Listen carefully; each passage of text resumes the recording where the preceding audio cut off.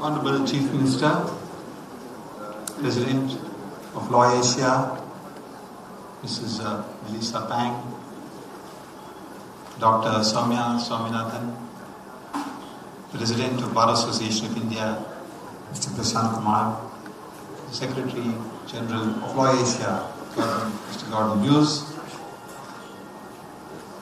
Mr. Shri, distinguished members of the Executive Committee of LAWASIA, members of LAWASIA, and delegates from a large number of countries who have taken the trouble to come for this important conference of LAWASIA.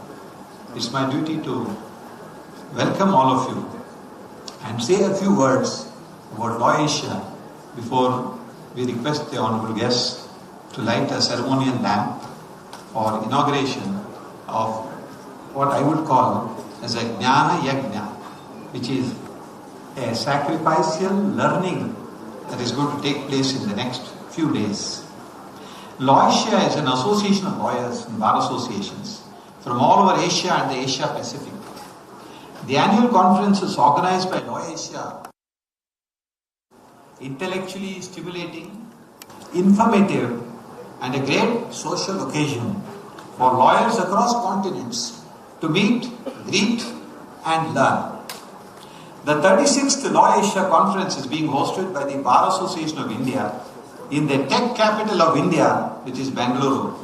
The city is famous for numerous gardens, friendly people, well-known pubs, cosmopolitan population. A recent addition to these is a horrendous road traffic, which you will no doubt experience in the next 4 days if you have not already had a taste of it.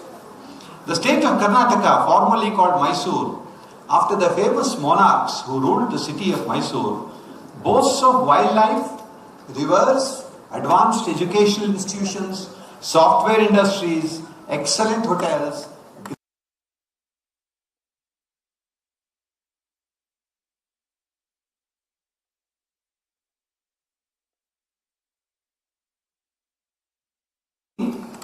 everywhere, all at once, lawyering in the digital age. All of us have experienced this in our professional lives.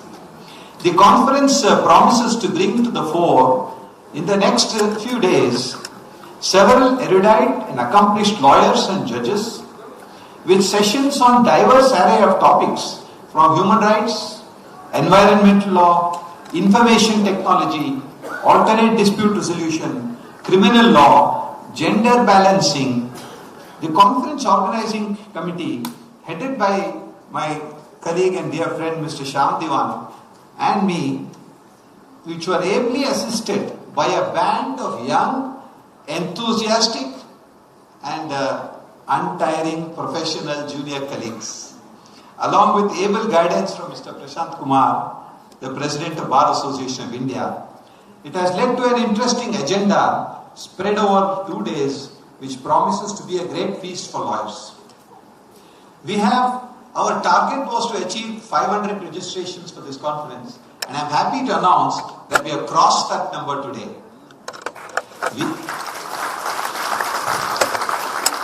We have over 200 delegates from overseas and neighboring countries. And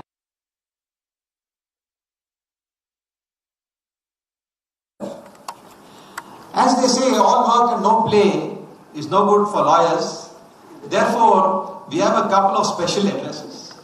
The icing on the cake is the keynote address to be delivered by the Chief Justice of India, Dr. Naganand tomorrow. Parallelly, there is an international moot court that is going to be held, which has already commenced this morning, the finals of which is to be judged by a former Chief Justice of India, Justice Rajendra Babu. The Chief Minister of the State of Karnataka, Honorable Shri Siddaramaiah, graciously agreed to participate and inaugurate the conference at this session. We are deeply indebted to you, sir, for this. Elaborate arrangements have been made for lunches, dinners, tea, coffee, Interesting array of entertainment options which showcase the culture of Karnataka, particularly the two recitals that you are going to see of Bharatanatyam. I warmly welcome the Honorable Chief Minister, Honorable Judges past and present who are present, the delegates, invitees and media persons, and wish you happy times during the conference. Before I go to the next important part of lighting the traditional lamp, I will take a few minutes time to explain to you the significance of lighting this lamp. There are two prayers that we traditionally offer in India. One is from the Brihadaranyaka Upanishad, which is a part of the Vedic lore of this country. And it reads like this: Om Asato Ma Sadgamaya, Tamaso Ma Jyotirgamaya, Mrityor Ma Mritangamaya. Which means that when you light a lamp, you're praying that let there be light, and let the light remove darkness, and lead me from something which is unreal to the real, and give me immortality. That is one prayer, that is significance of lighting a lamp. There is one more interesting composition by a famous Indian philosopher and guru, who is Bhagavan Adi Shankaracharya. There is a small shloka that he has composed. It's just one verse. And I'll read it in part because I don't want to take more time reading Sanskrit version. I'll give you a gist of what it means. It starts like this: Kim jyotistava bhanumana hanime ratro pradeepadikam syadevam ravideepadarshana vidho kim jyotirakhyahime. And it goes on. It's a conversation between a guru and his shishya. And the conversation reads like this. The guru asks the shishya as to what is it that provides light. And the student answers in a very mundane fashion and says that by day, sun gives us the light, and by night, it is the lamp which gives us light. Then the guru proceeds and asks him, what is the light that sees these lights? The student answers, it is the eye that sees it. Probing further, the guru asks, what is the light that illumines the eye? And the student replies that it is the intellect. Finally, the guru poses a difficult question as to what is it that knows the intellect. The illuminated shishya or student responds that it is the I or the ego. And the guru therefore concludes that you, the individual human being, is the light of lights, and the shishya responds, truly I am the divine spirit. So the spirit that we all appreciate in India is the one of unity. There should be no distinction of any kind. And it is symbolic of that we light a lamp when any auspicious occasion arises in our homes or in any public function. Before I invite the honored guests here to come and light the lamp, I would be failing in my duty if I don't mention a great deal of support that we have received from several sponsors. The platinum sponsors were Embassy, Divya Shri Developers, were Gold, Zolvit, another gold sponsor. Mr. Anand Singh and Mr. Siddharth Singh were also another gold sponsors. We had a moot court sponsor, which is the Ramaya College of Law. We have a silver sponsor, was Just Law, and two more silver sponsors were there. That is the Hong Kong Bar Association was very generous in participating in this sponsorship. The gala dinner is sponsored by Ritz-Carlton Hotel and Nitesh Group of Companies. And we have a number of session sponsors. We have sponsors for the event and for the lanyards, which is tri-legal. And we are going to announce the session sponsors as the sessions take place. With these words, I have great pleasure in welcome all of you, and then invite the honored guests to light the lamp. But before I do that, I would be very happy to read a message that we received for this conference from the Honorable Vice President of India and from the Honorable Prime Minister. The Honorable Vice President says, I am pleased to learn that this conference is featuring delegates and speakers from over 35 jurisdictions who have delved into diverse aspects. Particularly noteworthy are discussions on contemporaneous issues like chat GPT, social media, content, etc. I wish the 36th annual conference every success. May it stand as a testament to Bharat's legal powers, spinal strength, ethos, and may the deliberations underscore our commitment to a legal landscape firmly rooted in justice and equity. The Prime Minister also has sent us a message, and it reads like this: judicial systems play an important role in creating a society that is fair, just, equitable. Access to justice is the lifeline of a just and fair society. It is therefore imperative for every nation to prioritize the ease of justice for its citizens, ensuring that justice is accessible to all.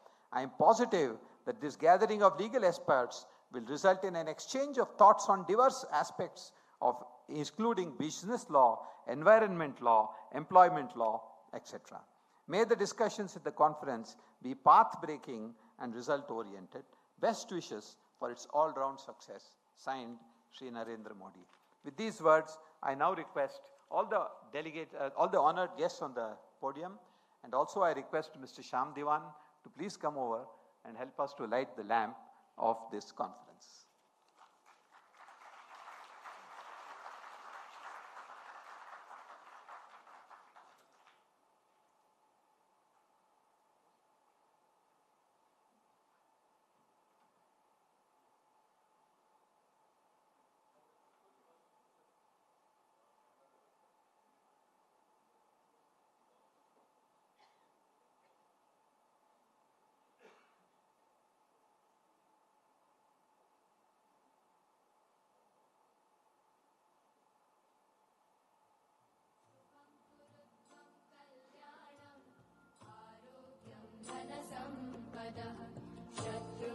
शत्रुबुद्धिविनाशाय दीपज्योतिर्नमोऽस्तुते दीपज्योतिर्नमोऽस्तुते दीपज्योतिर्परब्रह्म दीपज्योतिर्जनार्दनः दीपज्योतिर्परब्रह्म दीपज्योतिर्जनार्दनः दीपो हरतु मे पापम् सन्ध्यादीपनमोऽस्तुते ओ दीपब्रह्मरूपस्त्वं ज्योतिषां प्रभुरव्ययः ओ दीपब्रह्मरूपस्त्वं ज्योतिषां प्रभुरव्ययः आरोग्यं देहि पुत्रांश्च मतिं स्वच्छामि मे सदा रवेरस्तं समारभ्य यावत् सूर्योदयो भवेत् रवेरस्तं समारभ्य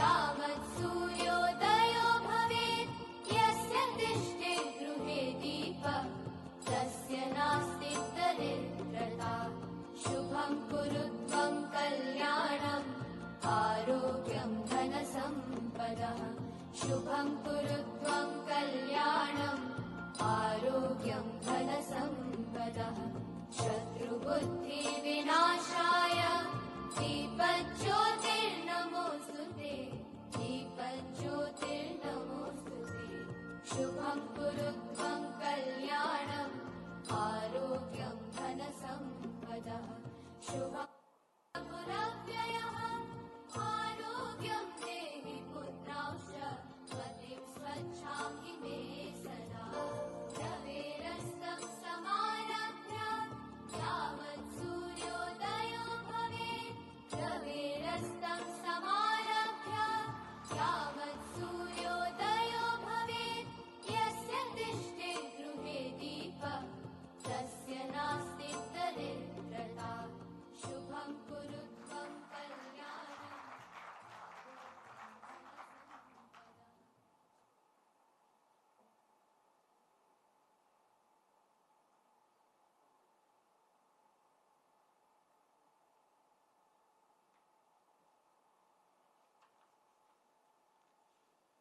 Good afternoon, everybody. My name is Gordon Hughes. I'm the Secretary General of LAWASIA. Thank you, Naganand, for your... where have you gone? Anyway, thank you, Naganand, for your opening remarks. And in case I don't get a chance to say this again publicly, thanks to you and your conference co-chair, Shyam Diwan, for the magnificent work you've put into arranging this event. I know you've both worked absolutely tirelessly for about 6 months on on making these arrangements and ensuring what I know will be a very successful conference. Now, for many of you, this will no doubt be your first involvement with LAWASIA. So let me just tell you something about it. You may or may not be aware that LAWASIA was founded in 1966, and its council represents 33 of the peak legal representative organisations from across the Asia-Pacific region. LAWASIA is primarily an organisation which promotes and expresses the concerns and the aspirations of lawyers across the Asia-Pacific in relation to matters involving human rights and the rule of law. At the same time, through its sections and committees, it has cutting-edge international expertise in matters of substantive law. Naganand mentioned some of them. ADR, banking and finance, energy and resources, environmental law, family law, taxation, intellectual property, technology, and that's just naming a few of them. This annual conference is the most significant event in our calendar. It's when we all gather in person, something increasingly rare in the post-COVID era. It's also when Council is able to debate current issues of importance. Sections and committees are able to meet and set their agendas for the forthcoming year. Bilateral side meetings take place between law associations, and lawyers generally are able to meet both professionally and socially. This is the third annual conference held in India since LAWASIA was founded. Previous annual conferences were held in New Delhi in 1985 and again in 2010. 4 of our presidents over that period have come from India. Mr. Fali Nariman in 1985 to 87, Mr. Anil Devan in 1991 to 93, Mr. G.L. Sanghi 2003 to 05, and Mr. Prashant Kumar in 2015 to 17. Our President-elect, who will assume the presidency at the conclusion of this conference, is Mr. Shyam Devan, son of former President Mr. Anil Devan. So to be fair to say that LAWASIA enjoys a especially close relationship with India and the Indian legal profession, and that the Bar Association of India in particular has contributed greatly to the evolution and growth of LAWASIA over the years. This promises to be another excellent conference. I don't believe we've ever had one which wasn't excellent, and I trust you will all find the experience rewarding. Now, I do hope, if I can be mercenary for just a moment, that you'll all find the experience sufficiently rewarding that you'll each join LAWASIA as an individual member in the course of the conference if you're not a member already. As I said at yesterday's seminar, membership is the lifeblood of LAWASIA, and we are always seeking to increase our numbers. That's all I want to say by way of introduction. I'd now like to introduce our president, Melissa Pang. Melissa is a former president of the Law Society of Hong Kong and has worked tirelessly over the past 2 years to help re-establish LAWASIA after the privations we experienced as an organisation during the COVID years when we were unable to meet in person. Melissa.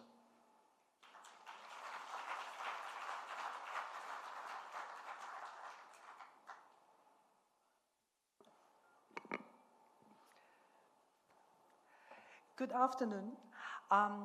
Shri Siddaramaiah, Chief Minister, Karnataka, Dr. Soumya, Swaminathan, Chairman of the MS Swaminathan Research Foundation, and Mr. Prashant Kumar, President of the Bar Association of India, esteemed guests and fellow participants. I only arrived in Bengaluru just yesterday, and I found it to be such a wonderful city. And the first thing I learned is like whenever I see people, I should send everyone with a greeting, with a warm namaskara. I hope I get it right.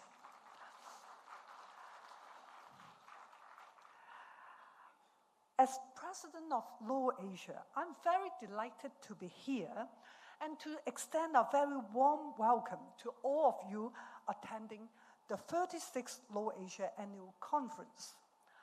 And today, we heard there's like over 500 participants and like over 200 of them overseas. And I thank all the participants who came all the way to India. I found Bengaluru to be such a vibrant and culturally rich city.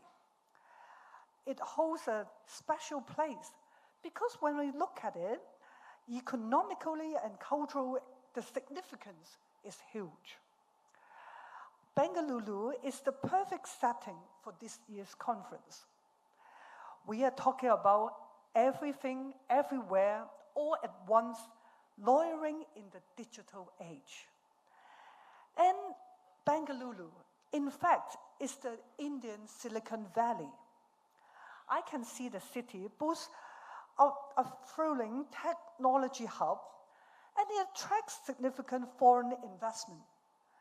I heard, and I can see, and I feel the weather is very nice here.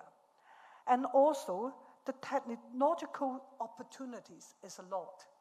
Also, I heard that in this state, it's attracting a lot of foreign investment. And I think the city is booming. And I think we have made a right choice to be here. And as mentioned by Gordon, I mean, LAWASIA is indeed a regional legal organization. We are built upon our core values. We are built upon the core values of access to justice, rule of law, human rights, of which lawyers in the whole world are embracing. Although we come from different culture, different race, different background, it is a common value, common core value we are sharing. And today's conference is surely it will be an unforgettable event. We can see lots of gathering, tea gathering, reception, cocktails, and gala dinner, which I really look forward to. And a lot of topics we'll cover. But for the overseas delegates, I think they will have a special interest because I know that's a special session that will be delegated to discussion about the pending liberalization of India's foreign lawyer admission rules. I mean, that sounds really interesting. And I think many of us will be keen to know more. Opening of the legal market is a very huge issue.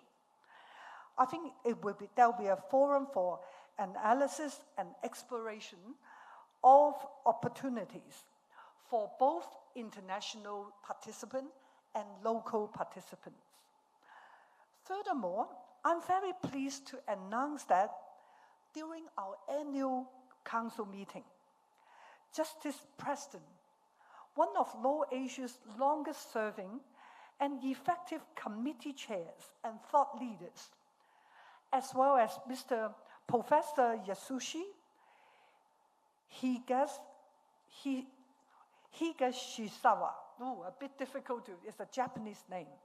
Professor Yasushi Higashisawa. He is a very important person in LAWASIA. He took up the important role of co-chairing LAWASIA's Human Rights Committee for many, many years. They were awarded honorary life members of LAWASIA in recognition of their outstanding contributions and leadership. Please join me in giving them a round of applause.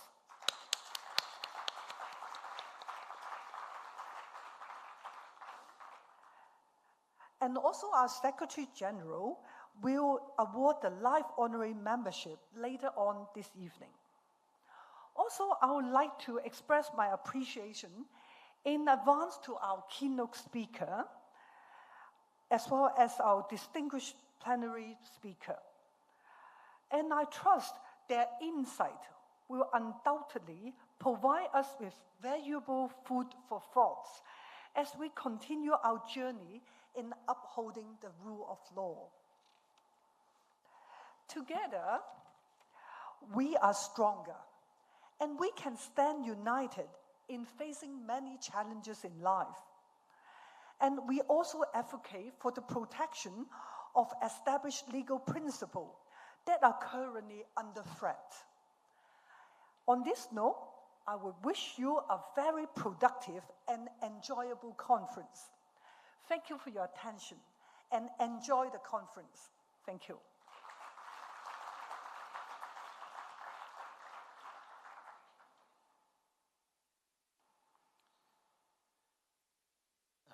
Thank you, Melissa. I'd now like to invite my good friend Prashant Kumar, President of the Bar Association of India and former LAWASIA President, to give some words of welcome.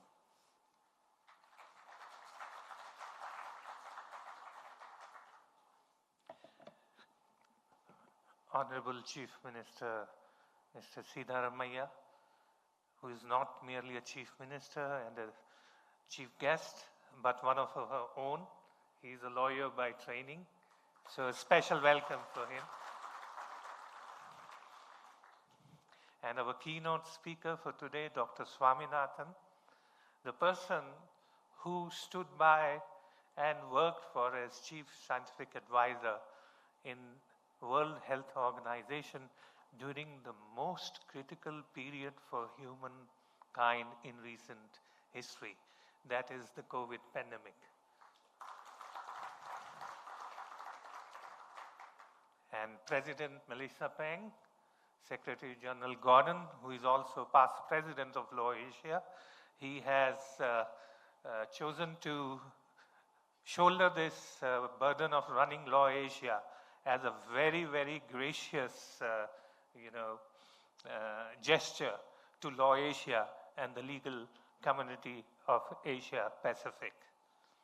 And last but not least, my colleague Shyam Diwan, who will be taking over as President of LAWASIA at the conclusion of this conference, and also Mr. S.S. Naganand, who has been elected as Vice President of LAWASIA.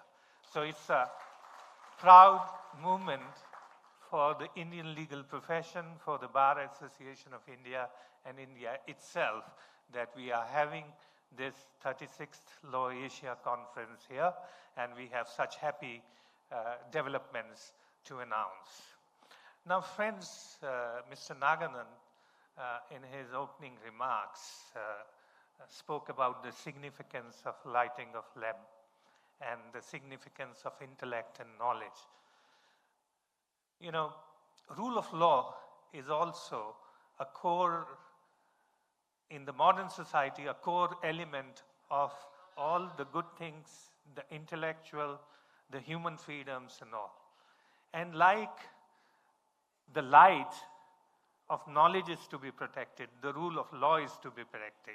You must have witnessed, we were holding the candle and trying that it does not,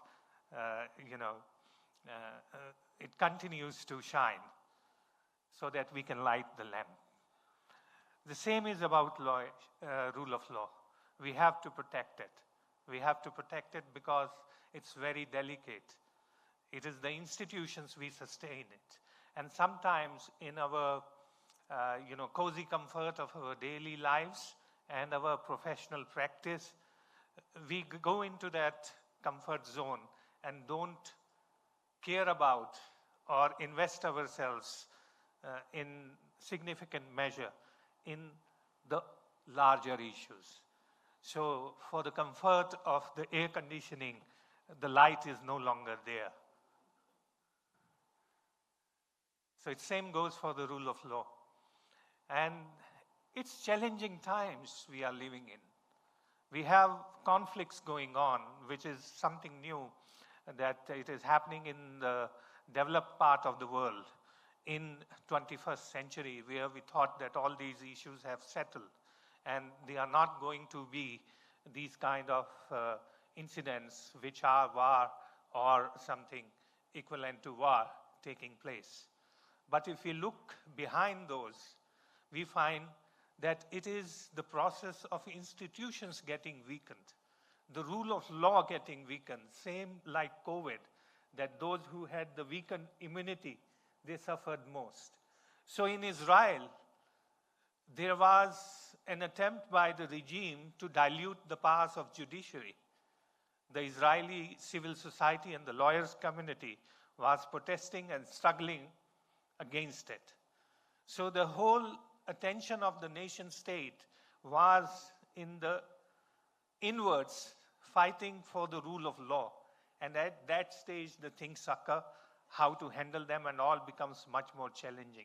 So that's why, while we talk and we discuss all the topics which are part of the conference program, under the theme of everything, everywhere, all at once, we must look at participating in organizations like Bar Association of India, organizations like LawAsia, where not only we participate in the conferences, we get the opportunity to invest ourselves in the larger issues, to invest ourselves in the challenging which continue to pose. You know, rule of law is something, democracy is something. We have to continuously engage to see that the public opinion is there to protect it.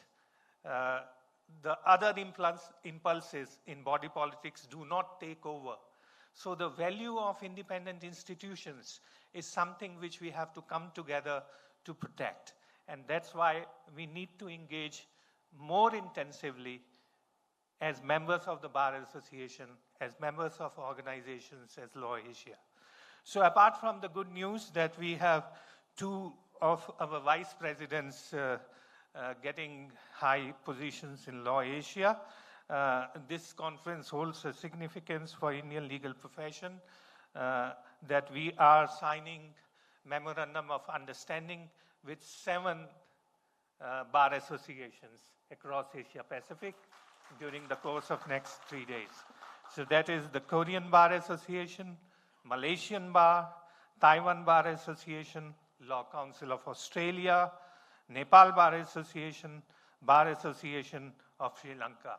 This adds to a number of MOUs Bar Association of India already has across the globe. And let me also acknowledge the presence of all my vice presidents, the executive committee and office bearers of LawAsia, General Secretary of International Bar Association, and many legal luminaries, and my colleagues at the Indian Bar, my colleagues at LawAsia, and all the distinguished guests. Let us have very fruitful discussion, not only during the conference, but on the sidelines, and try to enjoy this wonderful city of Bengaluru despite traffic jams. Let us keep our minds and ears open to various sights and sounds and cultural activities which go around here. It's a wonderful city. It has a weather which is not there in India, in any other city throughout the year. So that's why it's a pleasure that we could hold this conference here. So I welcome you all. Thank you very much.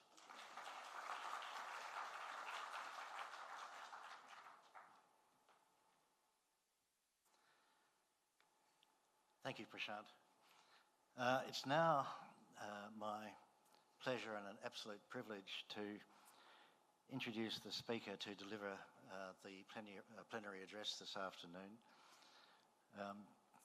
Dr. Soumya Swaminathan is the chairperson of MS Swaminathan Research Foundation and former chief scientist at the World Health Organization, as Naganand mentioned in his opening remarks.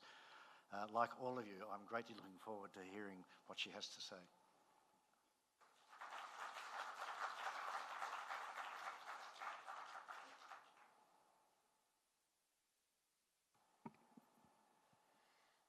Namaskaram. Honorable Chief Minister, Mr. Siddaramaiah ji, senior dignitaries on the dais from the Law Asia leadership, as well as all the legal luminaries here in the audience. I feel like a fish out of water, being probably the only non-legal person in the room, but perhaps that's an advantage as well.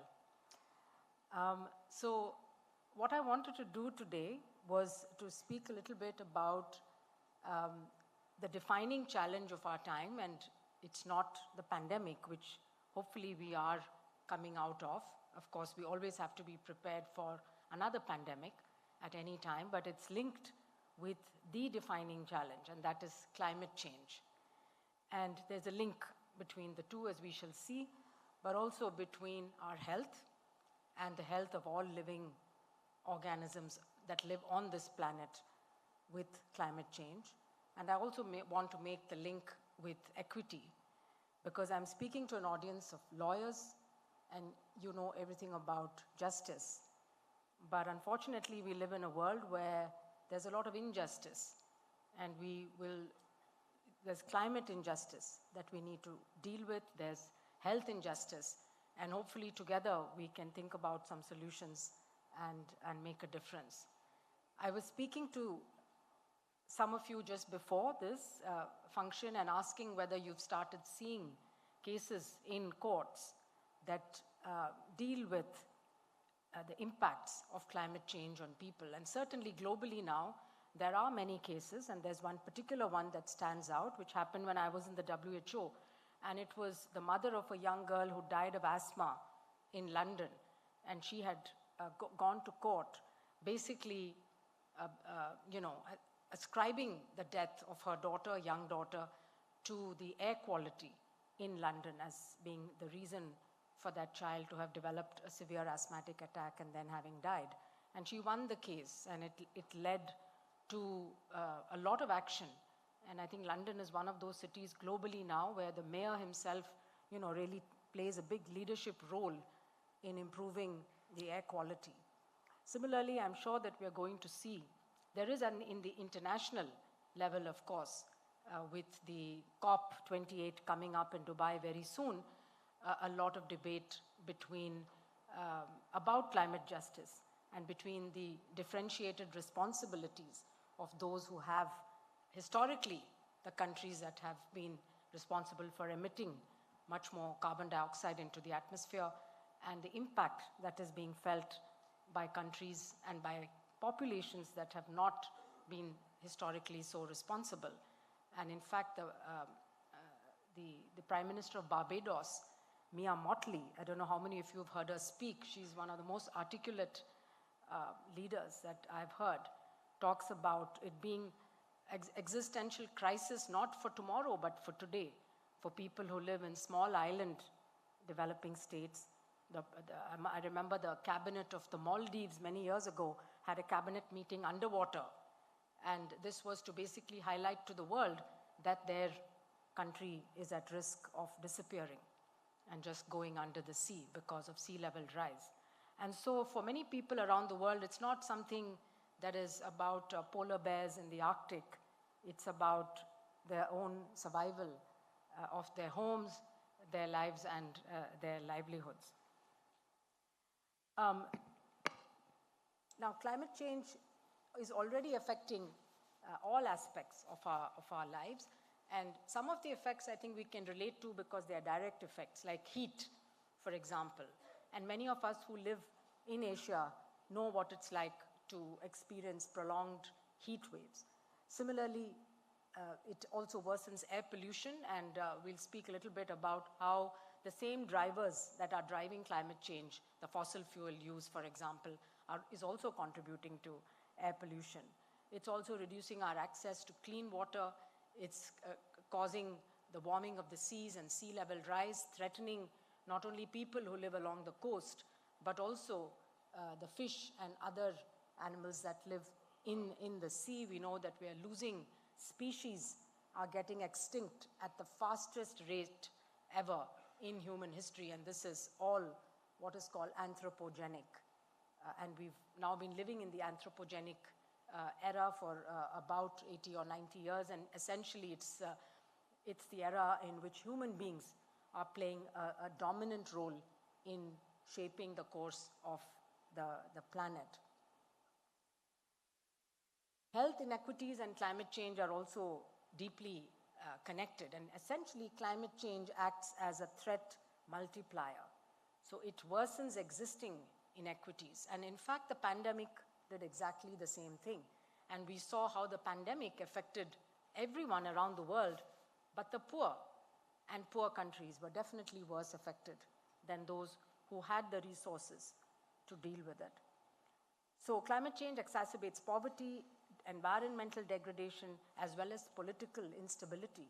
And a lot of the conflicts that we're seeing today, you can actually trace the roots back to climate impacts, to water shortages, and to what are, will increasingly be climate migrants who can no longer earn a living in their own place and will have to move to other places. And of course, nobody wants, large movement across national borders. So this is going to be a problem for everyone in the future. Like health inequities, climate change is a problem that's rooted in the structures, systems, and values of our society and economy. And therefore, eliminating health inequities and resolving climate change requires an intersectoral as well as a transformational approach. We can no longer afford to make very small changes or say we'll do some incremental things and hope that things will change. They cannot and will not. But on the positive side, many things that we do can have very positive effects, both for the climate as well as for our health. And in fact, in many cases, they are the same strategies. So climate change, I want to make the case that it is a public health emergency. And the health and well-being and possibly the very survival of many of the communities around the world are in danger, as I just said. And we've all experienced disastrous wildfires, extreme weather events, flooding, heat, etc. And also we have to think about the next generation, and the young people of today. What kind of world are they going to inherit? In fact, this whole term of eco-anxiety is something that has become very widespread. And surveys of mental health, especially around the world, have shown that in the 18 to 25 years age group, which used to be the most optimistic age group, previously, they are actually now today the most pessimistic age group, and it's the over 80s who seem to be the happiest. So that is a worrying state of affairs when our young people around the world are in a state of anxiety, depression, and huge uncertainty about the future. Now, what are some of the common elements or connections between climate change, health, and equity? The first thing is that the root causes or drivers of all of these are often the same. And what are they? It's our energy. Where does our energy come from? It is around transportation. It's around land use, housing, planning, food and agriculture, and socioeconomic systems. These are all key contributors to pollution and climate change, but they're also key shapers of how and where we live. And so the second is that the health risks and impacts of climate change are not equally or fairly distributed across people, and we mentioned that. And so pre-existing health status and living conditions are very important. So if you're already, and the same was true for COVID, right? We saw that if you had a pre-existing condition, or if you lived in overcrowded housing, and you were already socioeconomically deprived, then in every country in the world, those were the people who were impacted both by high mortality and high morbidity. So it exacerbates. Similarly, climate change exacerbates the existing social inequities because your health will further worsen if you're exposed to, high air pollution or repeated flooding, etc. But again, on the positive side, interventions that act on upstream drivers, they share systemic causes, they can most effectively address both. So if we deal with fossil fuel and cut down those emissions, you're going to reduce air pollution, improve people's health, as well as produce less carbon. and that's going to impact climate change. Similarly, if we address, let's say, transportation systems, we improve public transport, we make cycle lanes for people, we make a pedestrian, make it easy, we have green spaces in cities, all of these is going to contribute to reducing the heat, reducing emission, and improving health, because we know that diet and physical activity are the two key drivers of health today. And building political and economic power and voice are essential components both for climate resilience as well as for health. And we know that power imbalances, they allow the perpetuation of unhealthy living conditions. There are some places, Singapore is an example where there's a very deliberate effort made to have housing, for example, mixed housing, so that you don't have areas where the rich live and areas where the poor live. That in turn actually helps to have better public services because then there's a demand for that. Similarly, access to clean water, this is a fundamental human right, and yet we have 50% of health facilities around the world do not have drinking water and sanitation. 50% of health facilities around the world do not have electricity. And you can imagine what that means, particularly for women. So there's also a gender angle here, because if a woman comes in to have a delivery and there's no drinking, there's no safe, there's no electricity, let's say it's night, there is no running water or sanitation facilities, then the quality of the care delivered obviously will leave much to be desired. And similarly, we saw during the pandemic, the lack of oxygen became a huge issue. Now, oxygen was always needed to treat the sick, and people have always died because of a lack of oxygen. When you have a severe pneumonia, whether you're a young child or you're older person, you need oxygen during those critical days. But it was one of those things that was a blind spot till the pandemic sort of brought it out, and everybody could see that oxygen was a life-saving drug that was still not available to many people. And at that time, of course, whether you were rich or poor didn't matter. If it was not available, it was not available. Similarly, our food systems, our land use, gradually we've been cutting down forests, reducing biodiversity. The number of plant species going extinct has also increased. There was a lot of biodiversity in edible plants around the world, particularly our indigenous communities. They know exactly what are all the different species in the forest that you can use as food. But over a period of time, I think through the commercialization of agriculture, we have, on the one hand, improved food production, food yields. There's more food security now than there was 50 years ago. But on the other hand, today 70% of the staples, are just 3 crops: rice, wheat, and maize.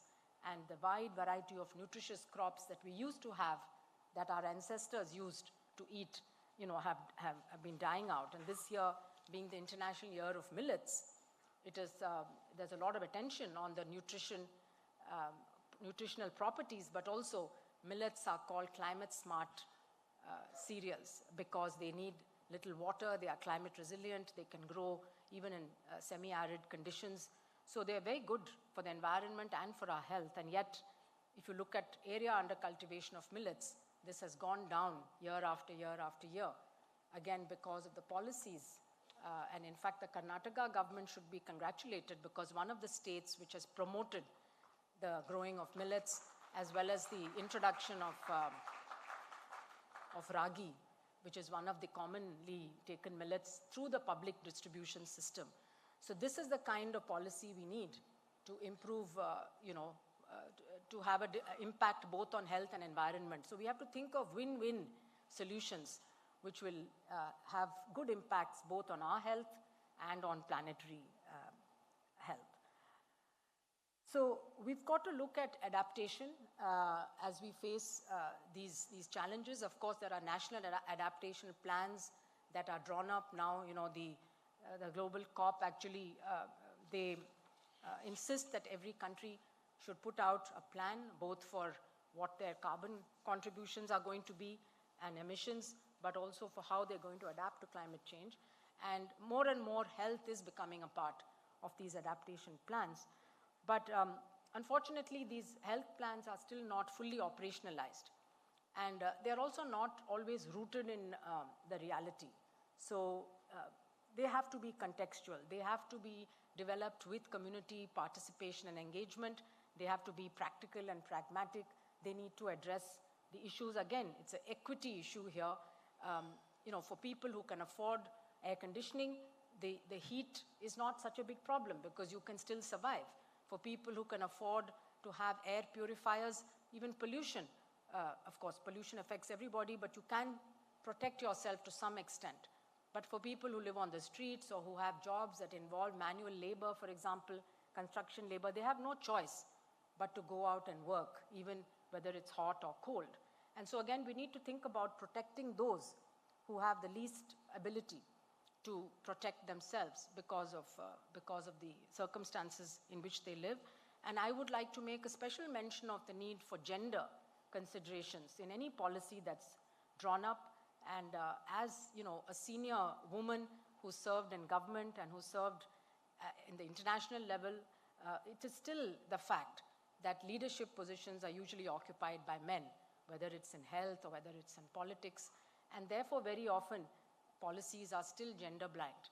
And so we need to make sure that we not only are inclusive when we formulate policies, but also the power of women and the power of women's collectives that we've seen can change many. And I'm so delighted to see a very good gender balance here in this audience today. Now, it is in Paris in 2015, it was a defining moment because the Paris Agreement, for the first time, there was a legal sort of a binding on countries to sign up for commitments to both reduce their CO2 emissions as well as, start putting a plan for adaptation. And of course, there are still a lot of discussion and debate on who should be paying more, etc., and how exactly the loss and damage fund and the other kinds of funds should be created in order to make sure that, some of the historical imbalances could be set right, perhaps. But we're not on track. We're certainly not on track to achieve the 1.5 degrees Celsius sort of upper limit that was needed to prevent catastrophic. And so we're on a path, hopefully not to get to 3 degrees rise, but to limit ourselves to somewhere around 2. And the commitments that countries have made today, up to date, are not enough to keep us at comfortable levels. And therefore, there's a very rapidly closing window of opportunity here. Now, for the first time this year, the COP in Dubai will have a whole day dedicated to health. A lot of health people and the WHO and others have been really insisting on this for many, many years. So finally, this year there will be a health day where there will be more attention focused on the issues between climate and health. What are the pathways? What are the health arguments for climate action? What are the barriers, best practices, etc.? And also taking action at the nexus of health, relief, recovery, and peace. There are other many documents and stock takes that are published. There's one that's published by the medical journal Lancet every year. It's called the Climate Countdown. They look at a number of indicators around the world to see what is happening in terms of health with respect to climate change. Now, their 2023 report just came out about a week ago, and again, the news is not very good in terms of what is happening as far as the health indicators. And they track, how many people are dying due to heat. Now, heat again impacts the over 65s as well as the young children and pregnant women a lot. So there are a lot of projections about, how many heat-related deaths are going to increase, how much vector-borne diseases, dengue, for example. The dengue vector, Aedes aegypti, is spreading. It's now being able to live in elevations where there was no dengue before. Mosquitoes are able to survive. So malaria, dengue, diseases like that. Waterborne diseases, as you know, the cholera epidemics. 2022 was the year with maximum cholera outbreaks around the world, again, partly because cholera, the Vibrio cholera organism, is also able to grow and thrive in coastal areas as there is warming of the waters. And also, very importantly, there's huge economic costs. We've seen many countries, Pakistan, of course, India, we've had flooding, we've had fires, we've had typhoons and hurricanes. All of these have huge economic costs. And again, during the pandemic, there were calculations, that the global GDP had taken a hit of about 3 or 4%. Now, this is all trillions of dollars. Similar things are going to happen with climate. And just in 1 year alone, extreme weather events caused about $300 billion worth of losses globally and over 500 billion hours of labor lost. So productivity and labor loss is also going to be something that's going to impact the economies around the world. And on the research side, there's less data and evidence coming out of low and middle income countries than there is in high income countries. And we need much more because obviously the impacts could be similar, but the response and how people are managing them are very different. I did mention that it's not all bad news, so we don't all, we shouldn't get too depressed. There is some good news, and it's mainly on the renewable energy front.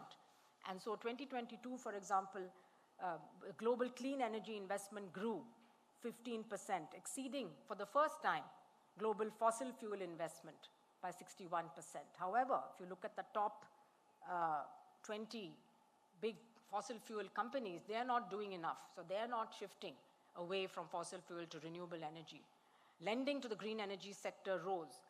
Deaths attributable to air pollution reduced in some countries, and mainly it was because of reduced coal-derived pollution.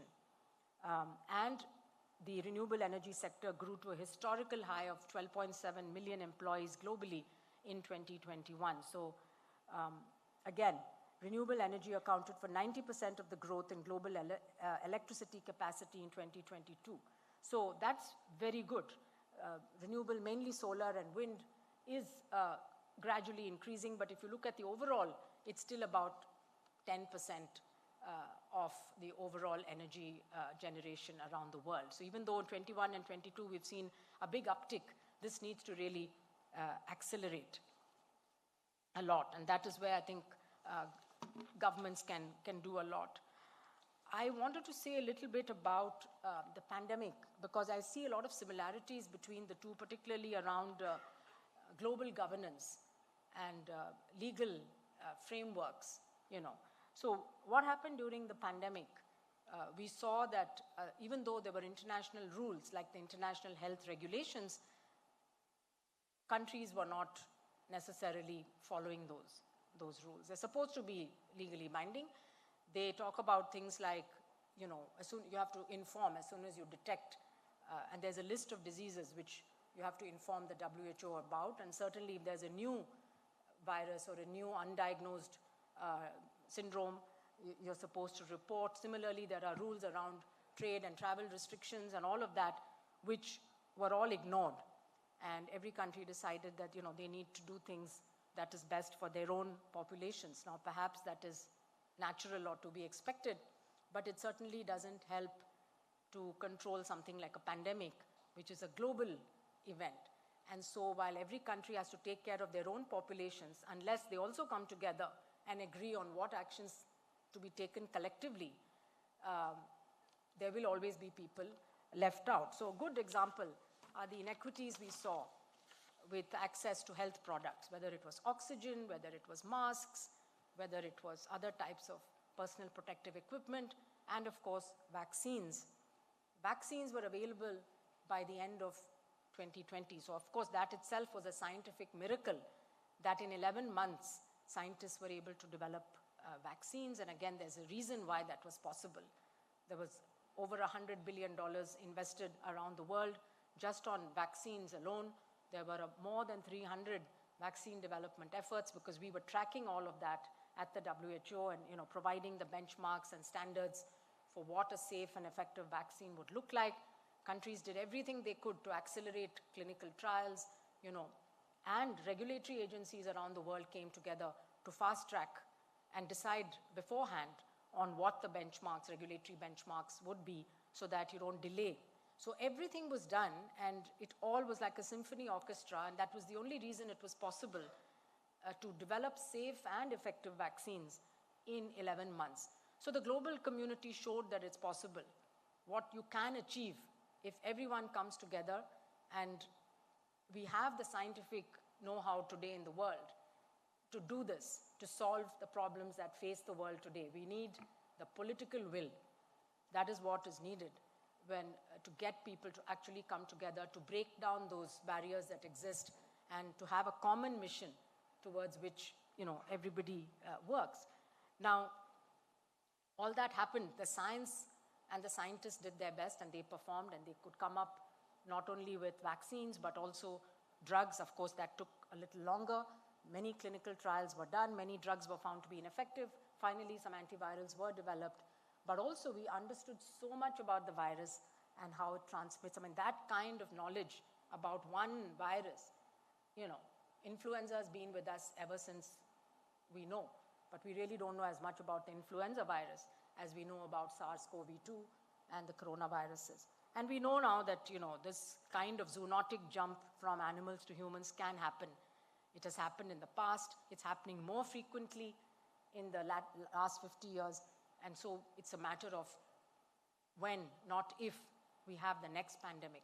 So, we have to be prepared. And again, the scientific, on the science side, it's possible, to overcome some of these challenges. But what was difficult was the politics and the lack of consensus, which led to the fact that while populations in high-income countries got vaccines freely, starting from December of 2020, and by the end of 2021, most high-income countries, 70% of their populations had received at least one vaccine, whereas less than 4% of people in low-income countries had received a single vaccine at the end of 2021. That was a stark difference that we were faced with, including healthcare workers and elderly people who we know were more, vulnerable to the bad effects of the virus. And so despite all the efforts of WHO setting up mechanisms like COVAX, which was meant to pool vaccines and distribute them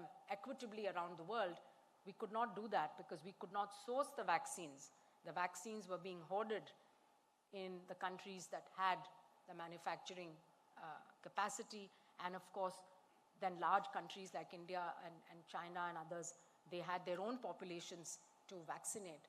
And then on the whole of the African continent, we found there was not a single vaccine manufacturer. And so the entire continent was dependent on either donations or imports of vaccines. And many countries in Africa ended up paying very, very high prices and still not getting the vaccines on time. So I think this really taught us the lesson. And the lesson was that you need even science, R&D, manufacturing, all of this also needs to be distributed around the world.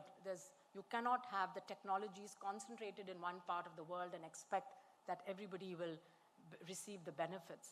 And this is why a few of us got so frustrated that we set up what's called the mRNA Technology Transfer Program. As you all know, mRNA was something that's been under development for 30 or 40 years. Catalin Carrico and Drew Weissman got the Nobel Prize this year, Nobel Prize for Medicine. They started working on it in the early 90s and persisted, even though there was no real indication, But during COVID, all of that 30 years of research paid off, and the mRNA vaccines,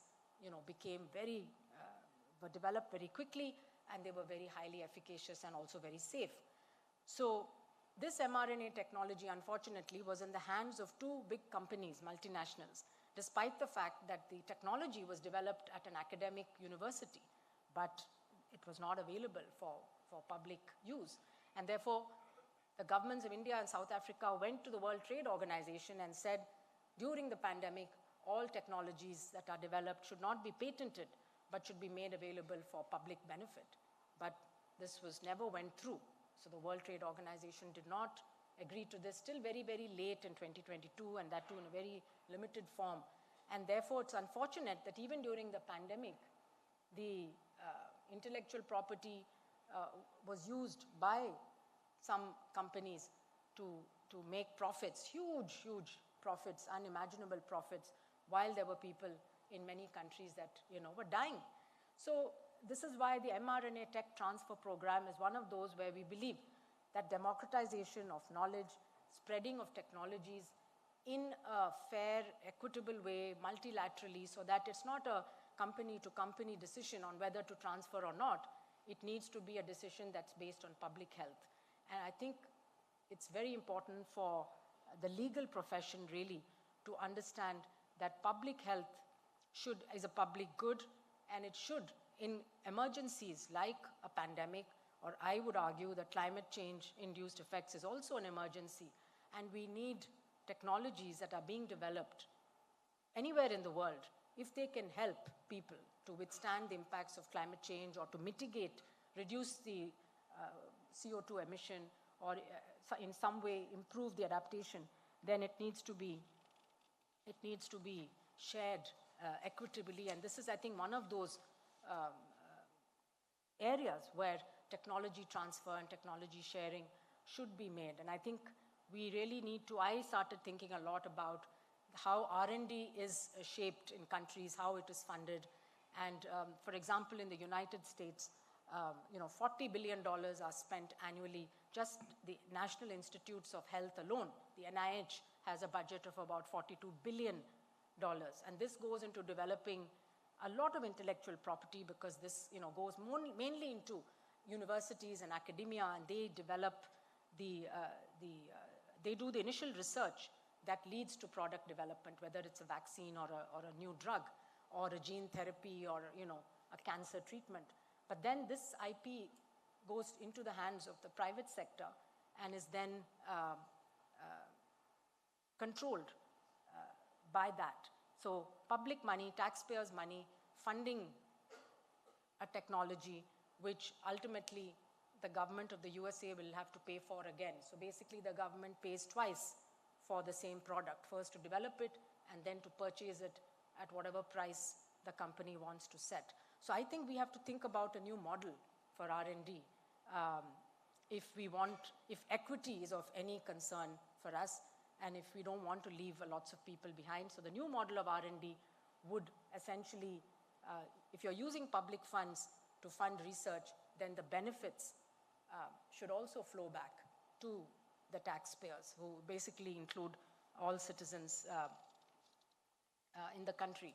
So as I come to the end of my talk, I just wanted to also mention that the only legal framework we have today globally for health is the Framework Convention on Tobacco Control. This took many, many years to negotiate at the World Health Assembly, but ultimately it was negotiated, and it has had an impact in terms of reducing tobacco use, across the world. Of course, the tobacco companies keep coming up with, ways of selling tobacco, especially to young people, in different ways. But there is a global treaty and a framework. We don't have a legal framework for any other health condition. Currently, the countries are negotiating a pandemic treaty or a pandemic accord, which will set some of the rules for how countries would need to, act if and when there is another pandemic.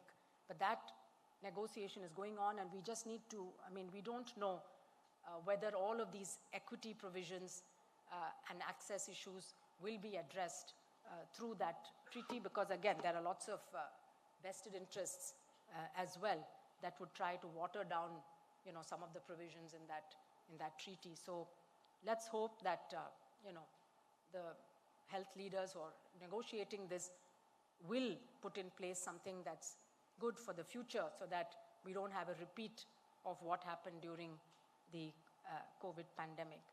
So I think, I hope that I've made the link between climate change, which sometimes can sound, very, very esoteric. Like I said, we may think that there's some poor polar bear that's, going to suffer or be floating in the Arctic, but it's not. It's about the impact on human beings and on all other species, whether plants or animals. There's also a very clear link between mental health and climate change, as I've mentioned, particularly for people who live in cities And it's so nice to be again in Bangalore, which still has a lot of greenery as you drive around you. And even from this hotel, if you look around, you see a lot of greenery all around. This is very important, sir, for the mental health. So if you want happy citizens, we need to still make sure that we have these green open spaces. They are the lungs of the city. They'll also deal with pollution, encourage people to walk and cycle. Also, we need to really look at what we're eating, because more and more we're all eating very unhealthy. We're going away towards ultra-processed food. So involving communities, making sure that local produce is benefiting both the local farmer, but it's also the fresh and healthiest food that we can eat. All of this will have positive impacts on our, both on our physical and mental health. And I would like to thank again the organizers for having given me this opportunity today to be here with all of you and learn from you, and also to share some of my thoughts with you. Thank you very much. Namaste.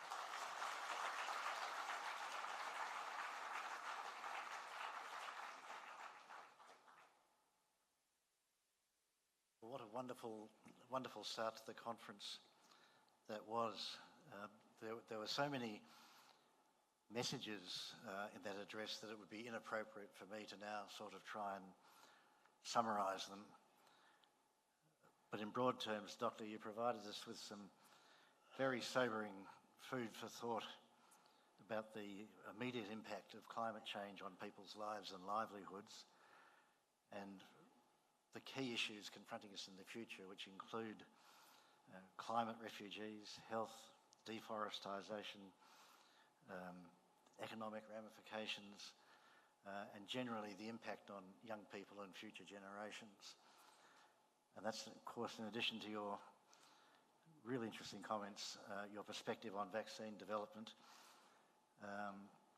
and specifically the democratisation of knowledge and the need for a new model for R&D. Some of these issues,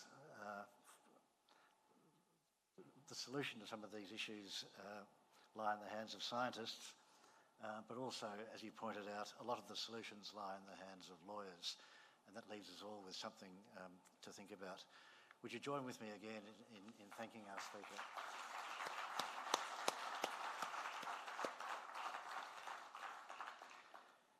Now, we're all very privileged that our next speaker is the Chief Minister of Karnataka, Shri Siddaramaiah. I hope I pronounced your name correctly, sir. We all know how busy the Chief Minister must be, and we are really privileged that he found the time to address us this afternoon. Chief Minister.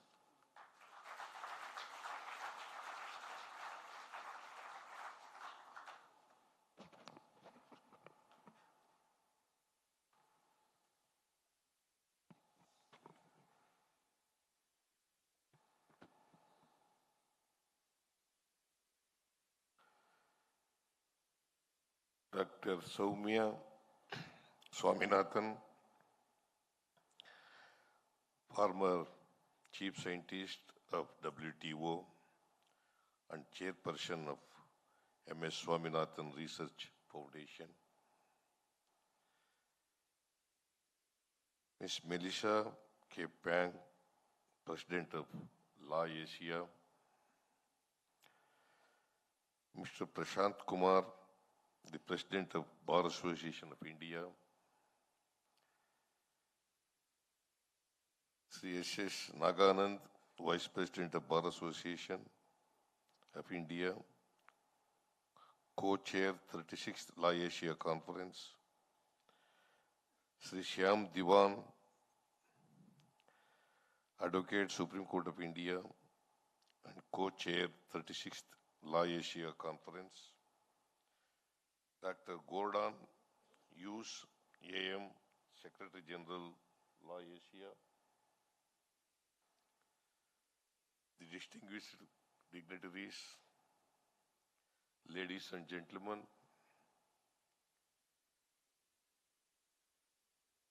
members of the media, good evening all. I'm immensely happy to be inaugurating the 36th LAWASIA annual conference. Being a lawyer myself, I consider it a privilege to be a part of this conference.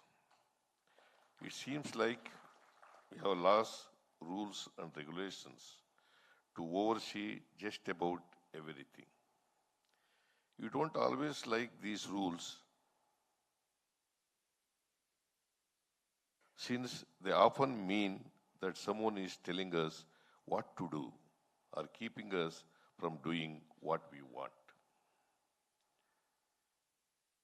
Yet, to live in a civil society, you must have some rules to follow. Laws are rules that bind all people living in a community. Laws protect our general safety and ensure our rights as citizens against abuses by other people or by organizations and by the government itself. We have laws to help provide for our general safety. They exist at the local, state and national levels. In India, the Constitution is the ultimate source of the law. The Indian Constitution is unique in both spirit and content, notwithstanding the fact that several features of the Constitution have been borrowed from the constitutions from all around the world. It is really a unique piece of work. The original constitutions have been considerably changed by various amendments. The Indian Constitution is not a rigid constitution.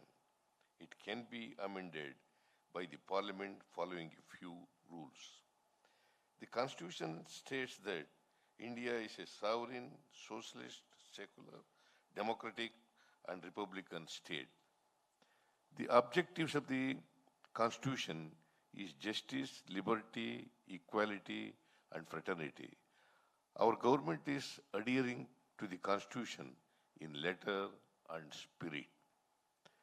Forces opposed to the Constitution of India are making attempts to return the country to the ancient era, and all citizens must be on their guard. But we are committed to, there are some anti-constitutional forces which oppose or deny the Constitution, but we are committed to protect our Constitution. Protection of the Constitution is the duty of every citizen. Especially the youth must understand the idea of the democracy and the Constitution, and thereby they know the main purpose of the preamble to lead a life with dignity, freedom and equality. For over 50 years, LAWASIA has operated as a platform to promote the cross-jurisdictional exchange of legal knowledge as a voice of the legal profession. As legal professionals and representatives of the lawyer associations, you must use our unique understanding of the international legal system to fight against the human rights violations. Legal professionals can no longer sit idly by while a civilian population in a jurisdiction is mercilessly subjected to such acts of crime and violence. I wish that we can join our hands to reduce the violations of law and contribute to a peaceful environment. I thank each one of you for providing an opportunity to be here with you all. Thank you. Jai Hind, Jai Karnataka.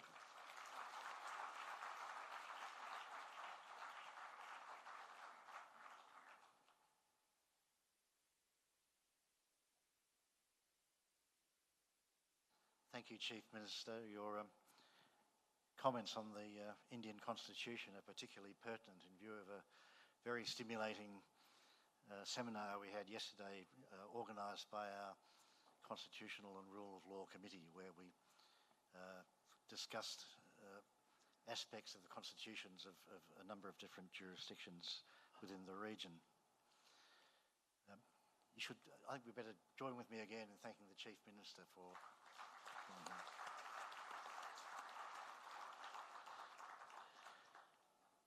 now the next item on our agenda for this session is something foreshadowed by President Peng in her opening remarks, and that is the conferral of LawAsia Life memberships. The conferral of honorary life memberships is a very rare event for our organisation. You make someone an honorary life member, they don't pay membership fees anymore, apart from anything else. So we're very sparing. I think it's 15 years since we've done it. But every now and again, someone or some people come along whose contribution is just so outstanding and has been so important to sustaining our organisation that we feel we have to acknowledge it in a formal and tangible sort of a way. As Melissa mentioned in her opening remarks, we have resolved to award 2 honorary life memberships, one to Justice Brian Preston from Australia and one to Professor Yasushi Higashizawa from Japan. I'll deal with each of them in turn. Let me start with Justice Preston. Justice Preston is one of LawAsia's longest serving committee chairs, and he's been an outstanding thought leader in the field of environmental law to the benefit of LawAsia and its members. He's been a member of the Environmental Law Committee for 36 years and has been chair of the environmental law since succeeding Anil Devan, which must have been 30 years ago. Throughout his period of service to LawAsia, he's remained a highly distinguished practitioner and judge. He was appointed as senior counsel in 1999 and was appointed Chief Judge of the Land and Environment Court of New South Wales in 2005. He's received too many awards for me to mention in this very brief summary, together with 2 honorary doctorates from Macquarie University and from Western Sydney University.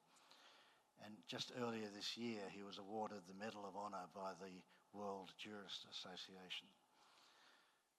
Justice Preston has not only delivered tireless service and leadership to LawAsia over a protracted period, but he's brought credit and credibility to LawAsia by his very involvement with us.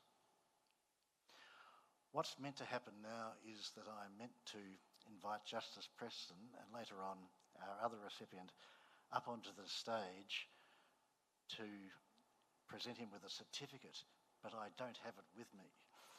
I would love to, I do. I was going to say I'd love to blame the staff, but I thought I'd left them in my room. But anyway, somehow they've magically reappeared. So that's a relief. Could I ask Justice Preston to please come up?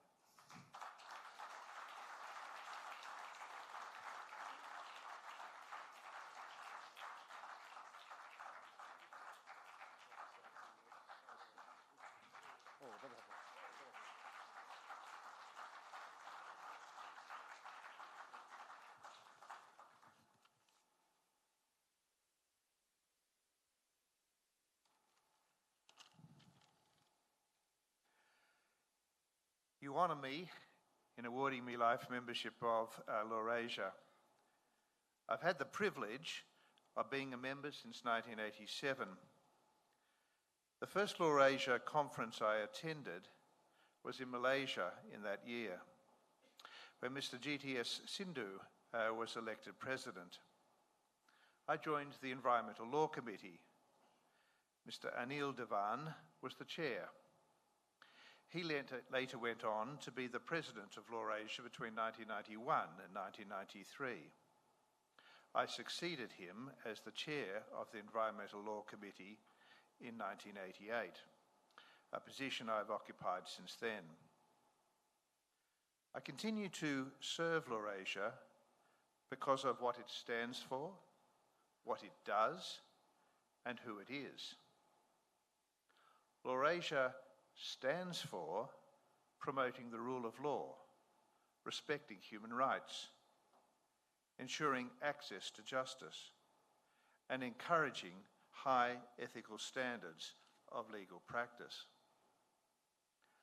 LawAsia does this through conferences, publications such as its newsletter and journal, The Asian Jurist, declarations and statements of principle, and observer and fact-finding missions.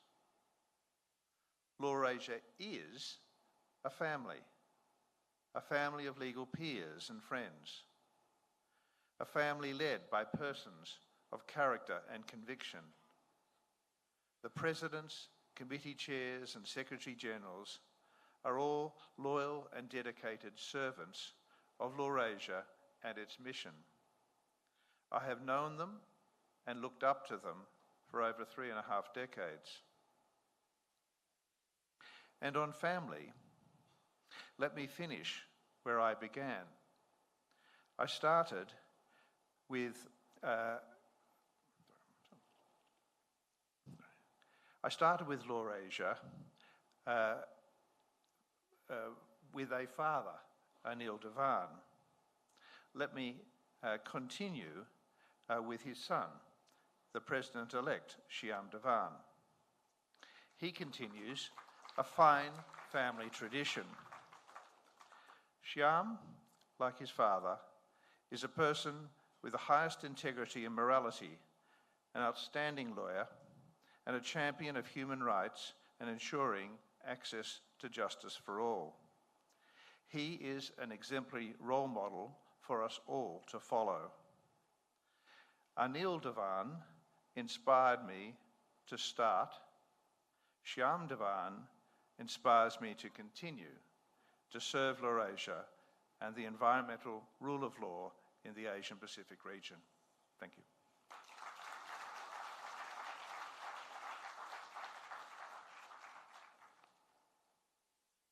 All of us at LawAsia are very reassured to hear that Justice Preston intends to continue. Indeed, I bailed him up over breakfast this morning and asked him if he would convene a conference next year, and he had no hesitation in agreeing. So we're all very fortunate. The other recipient of an honorary life membership today is Professor Yasushi Higashizawa, as I mentioned before. Professor Higashizawa has worked tirelessly in the important role of co-chair of the LawAsia Human Rights Committee for many years. He relinquished the role only earlier this year. But even after relinquishing the role, he played a major part in convening the recent Human Rights Conference in Fukuoka, Japan. Throughout his period of service to LawAsia, Professor Higashizawa has maintained a distinguished academic career and legal practice. He's an attorney of law admitted in Japan and also in the states of New York and California in the United States. He's a partner at the Nishi Tokyo Kyoto Law Offices in Tokyo, and he's a professor at the Meiji Gakuin University Faculty of Law in Tokyo, where one of his roles is Director, Independence of the Profession. He's authored numerous books, including books in the areas, amongst others, of international human rights law, international humanitarian law, and international criminal law. LawAsia's principal objectives are to advocate for human rights and the rule of law.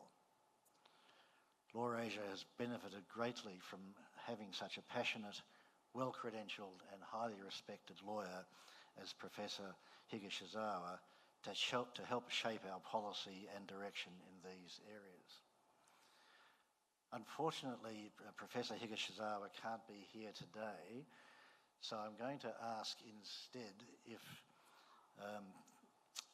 Mr. Isomi Suzuki, a former LawAsia president from Japan, would come up and accept the award on his behalf.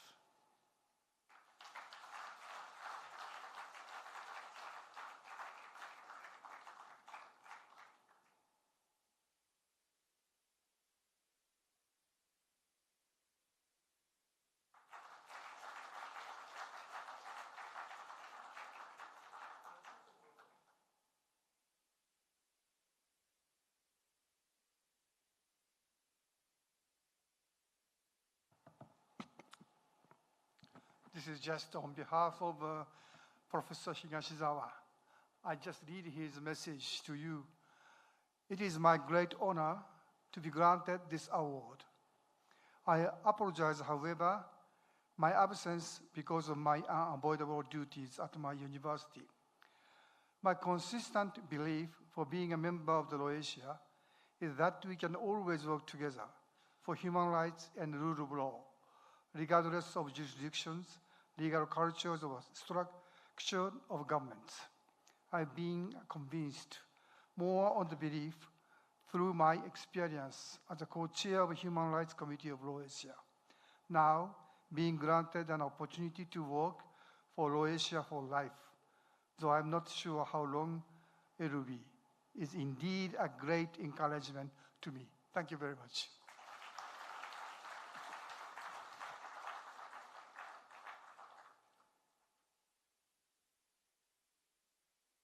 And with that, we draw to the end of this opening ceremony, which I think has been an exceptionally stimulating one, with some very high quality speakers, and it's been great to honour the two special honorary life members.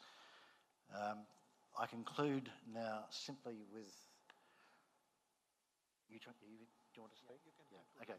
I'll just conclude with one housekeeping matter, and that is to remind you that you go from here at 6:30 to the evening program, which is dinner scheduled to start at 6:30, level 1, room A, B and C and terrace. If you don't know where that is, just follow the noise, I suggest. Naganand. All good things have to come to an end, and we have come to the end of this function. And it's our pleasant duty now to request Sham Diwan to please come up and present a bouquet to the Honorable Chief Minister.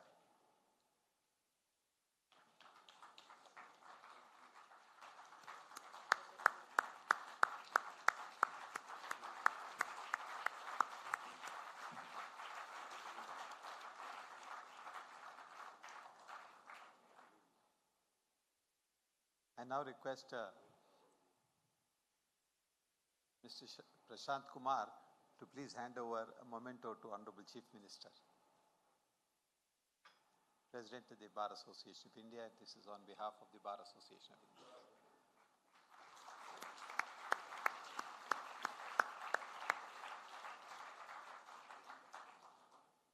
Thank you all once again, and thanks to the Honorable Chief Minister and Mrs. Soumya Swaminathan. We bring this session to an end and look forward to a nice, pleasant evening of good music and fun later in the evening. Thank you.